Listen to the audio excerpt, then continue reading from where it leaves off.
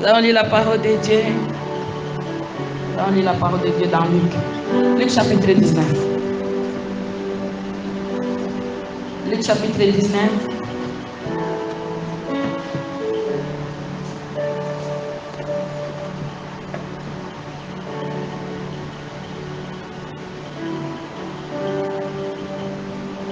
Chapitre 19, à partir du verset 11.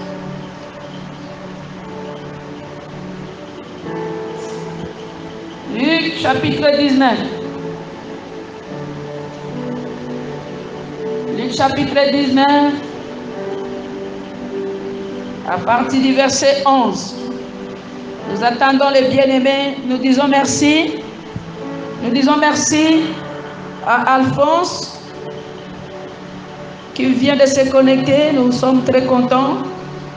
Nous disons merci aussi à Maman Magui et Bengo, Maman Prophétesse. Merci de vous être connectés. Nous allons lire ensemble Luc chapitre 19 à partir du verset 11.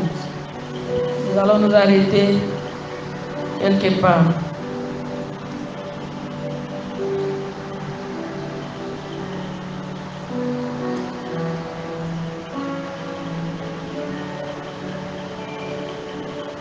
Ils écoutaient ces choses. Et Jésus ajouta une parabole parce qu'il était près de Jérusalem et qu'on croyait qu'à l'instant, le royaume de Dieu allait paraître. Il dit, donc, un homme de haute naissance s'en alla dans un pays lointain pour se faire investir de l'autorité royale et revenir ensuite. Il appela 10 de ses serviteurs, leur donna 10 mines. Il leur dit, faites-le valoir jusqu'à ce que je revienne. Mais ses concitoyens les haïssaient et ils envoyèrent une ambassade après lui pour lui dire, nous ne voulons pas que cet homme règne sur nous. Lorsqu'il fut de retour, après avoir été investi de l'autorité royale, il fit appeler auprès de lui les serviteurs auxquels il avait donné l'argent, afin de connaître comment chacun l'avait fait valoir. Le premier vint et dit, Seigneur, ta mine a apporté 10 mines. Il lui dit, c'est bien, bon serviteur, parce que tu as été fidèle en peu de choses, reçois le gouvernement de 10 villes. Le second vint et dit, Seigneur, ta mine a produit 5 mines. Il lui dit, toi aussi, sois établi sur 5 villes. Un autre vint et dit, Seigneur, voici ta mine que j'ai gardée dans un linge, car j'avais peur de toi, parce que tu es un homme sévère. Tu prends ce que tu n'as pas déposé et tu moissonnes ce que tu n'as pas sémé. Il lui dit, je te juge sur tes paroles, méchant serviteur. Tu savais que je suis un homme sévère, prenant ce que je n'ai pas déposé et moissonnant ce que je n'ai pas sémé. Pourquoi donc n'as-tu pas mis mon argent dans une banque afin qu'à mon retour, je le retirasse avec un intérêt? Puis il dit à ceux qui étaient là, ôtez-lui la mine et donnez-la à celui qui a les 10 mines. Ils lui dirent, Seigneur, il a 10 mines. Je vous le dis, on donnera à celui qui a. Mais à celui qui n'a pas, on ôtera même ce qu'il a. Au reste, amenez ici mes ennemis qui n'ont pas voulu que je régnasse sur eux et tuez-le en ma présence. Amen. Amen. Nous sommes ici devant la parabole des mines. La parabole des mines qui symbolise la gérance ou la gestion à l'absence du maître. La gestion à l'absence du maître. Le maître n'est pas là. Le maître il doit aller en mission, mais une mission spéciale, comme nous venons de le voir.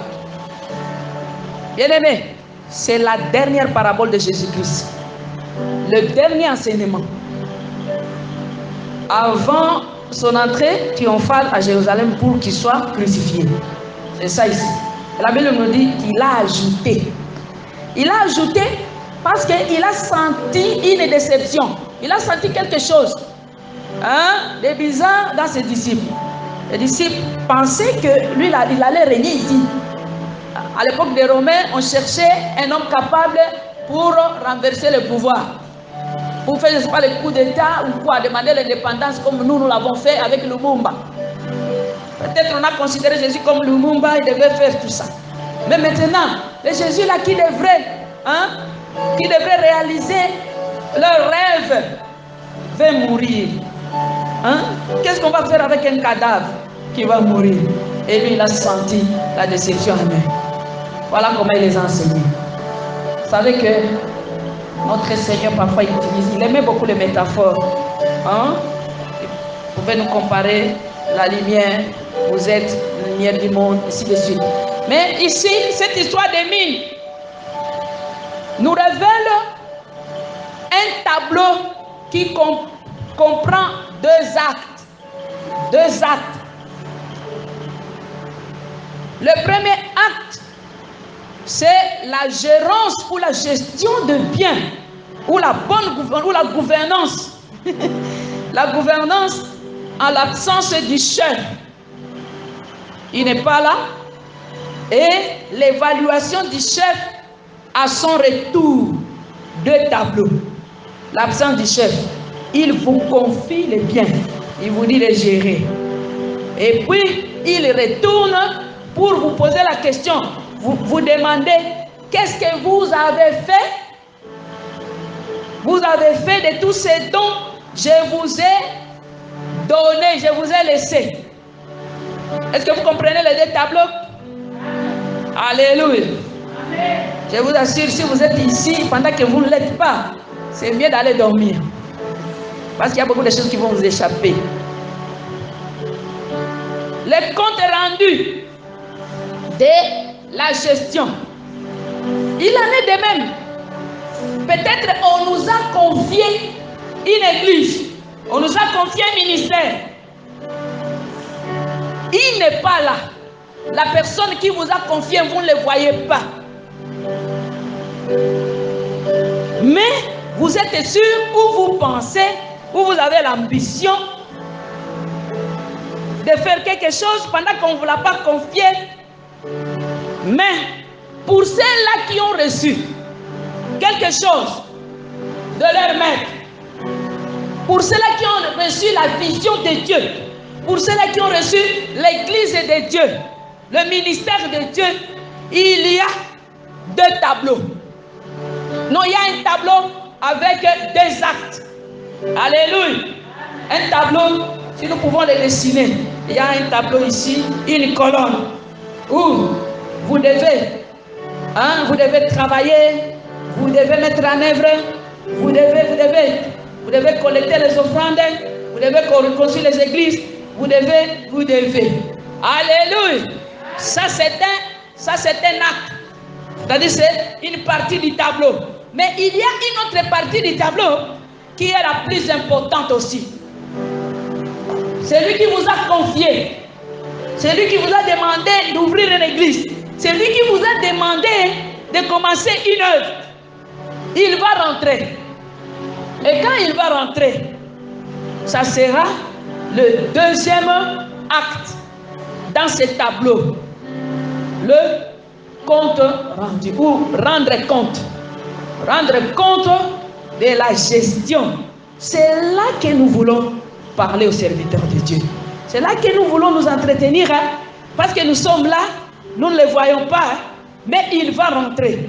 Et quand il va rentrer, nous allons peut-être nous retrouver dans les trois tableaux ou les trois types de serviteurs.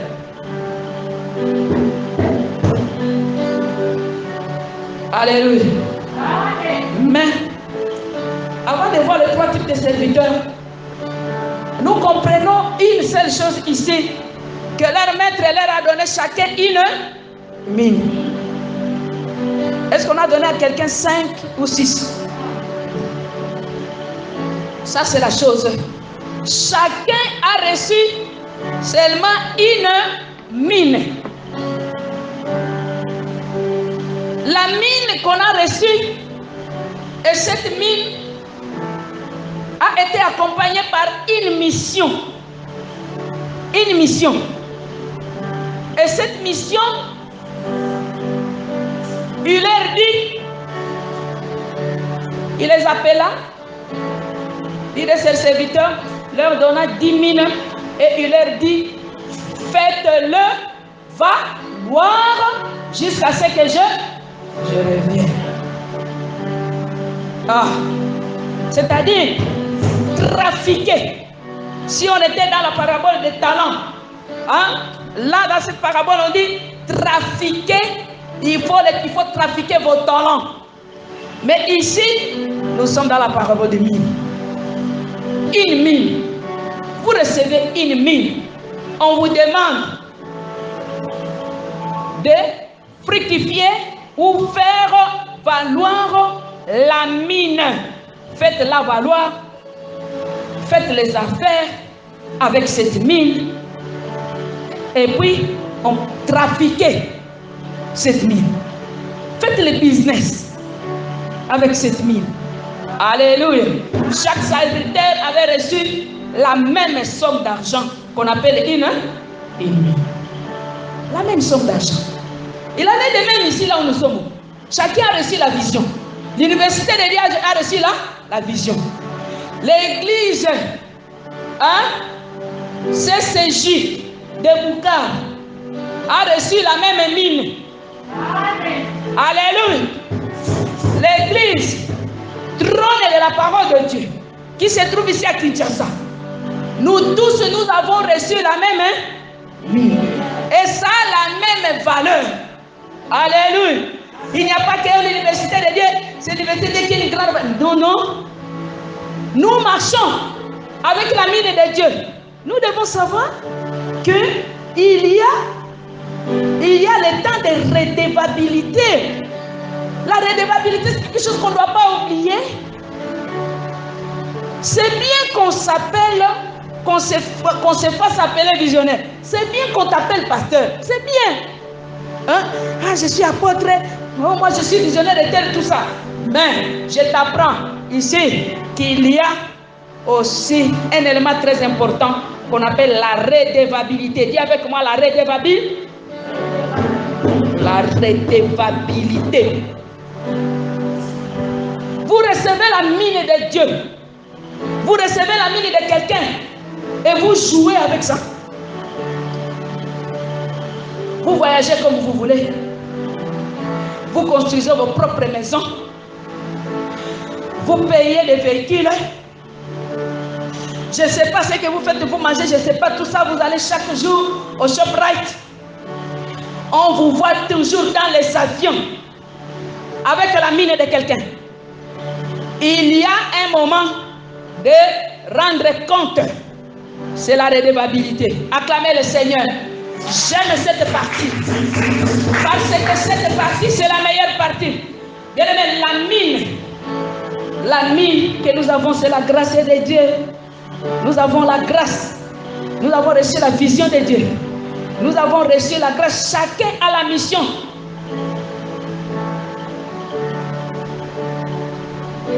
Et la mission symbolise la fructification dans sa vie, la fructification aussi dans la vie du prochain. Ça signifie que la vision que nous avons reçue de Dieu, cette vision doit être fructifiée pour donner les avantages à votre propre vie et aussi donner les avantages à la vie des enfants de Dieu. Vrai ou faux? L'université de Dieu, c'est une mine. Vrai ou faux?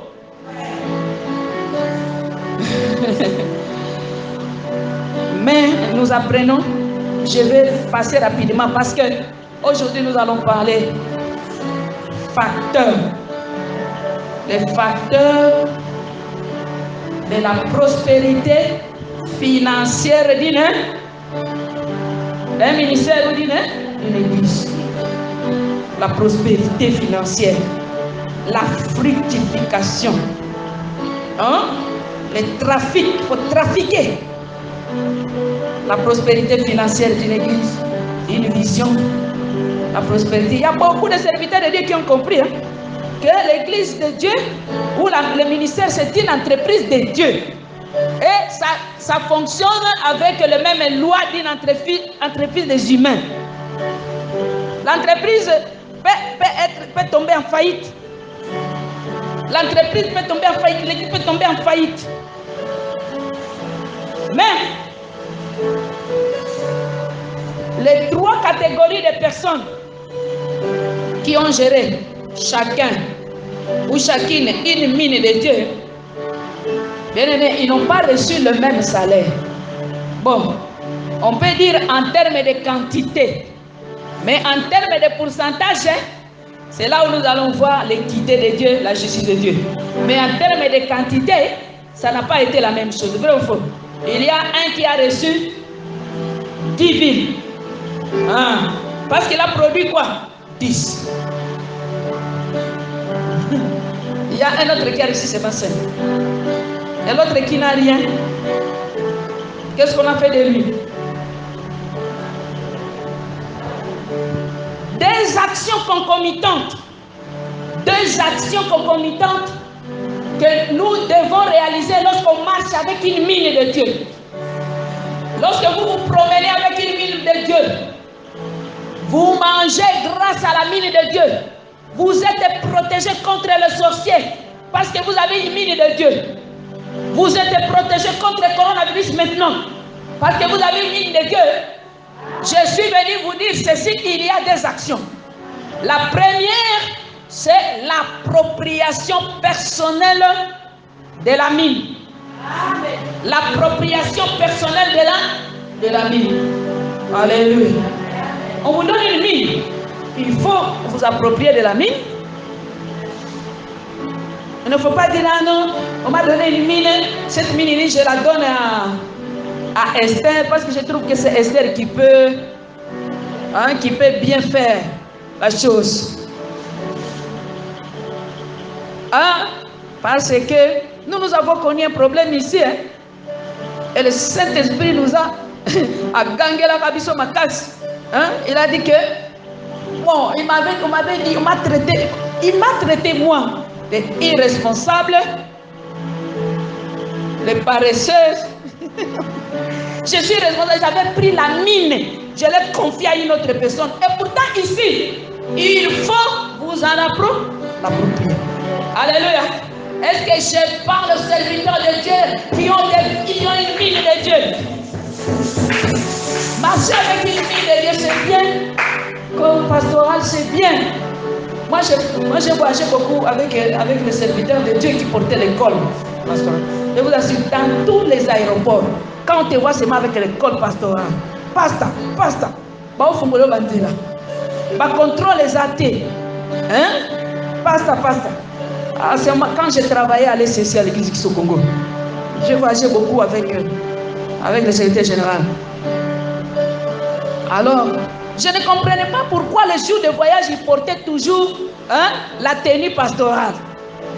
Je ne comprenais pas parce que je les voyais toujours avec la tenue pastorale. Mais quand nous sommes dans les autres conférences et tout ça, non, ils portent seulement la tenue ordinaire. Oh, c'était un avantage. Quand tu portes l'école pastorale, tu as la mine de Dieu et tu as les avantages de Dieu. Mais ici, il est question de comprendre qu'il faut vous approprier de la mine. Il ne faut pas abandonner la mine.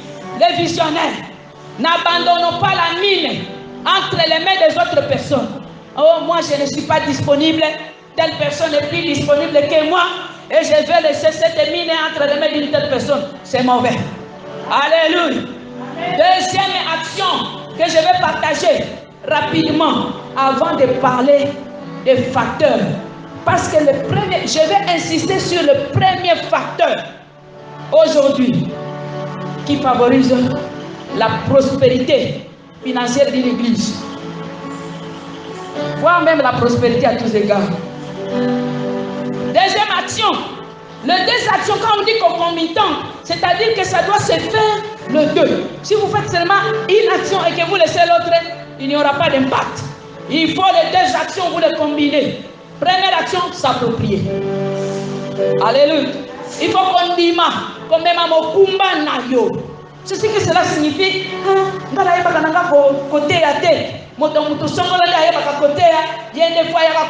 Il faut porter ta propre mine, personnellement. Alléluia. Deuxièmement, il faut la diviser. Il faut la diffusion. Dis avec moi diffusion. Diffusion, c'est-à-dire répandre cela dans toutes les directions. Diffuser la mine. Propager. Vous ne pouvez pas trafiquer quelque chose que vous n'avez pas diffusé. Nous, on ne sait pas. C'est lui qui a gagné 10 là. Il a utilisé plusieurs stratégies. Je pense qu'il a utilisé plusieurs stratégies. Il a travaillé dans toutes les directions pour ramasser 10 autres. Il a... Non. Il faut raisonner. Un serviteur de Dieu, ce n'est pas parce que tu es une église que tu ne peux plus raisonner. Comment je dois fructifier?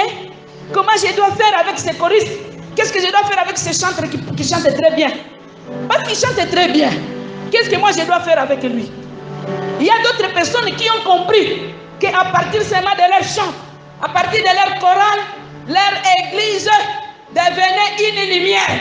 À partir de la chorale seulement, leur église pouvait être une église au sommet.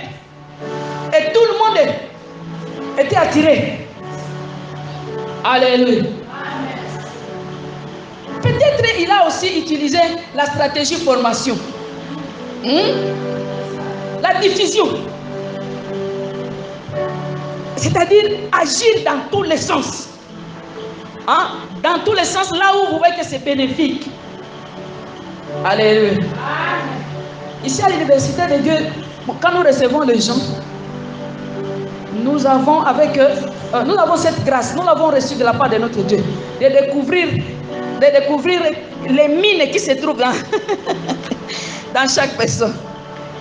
Celui-ci, je sais par exemple dire que dans Donnel, il y a telle valeur.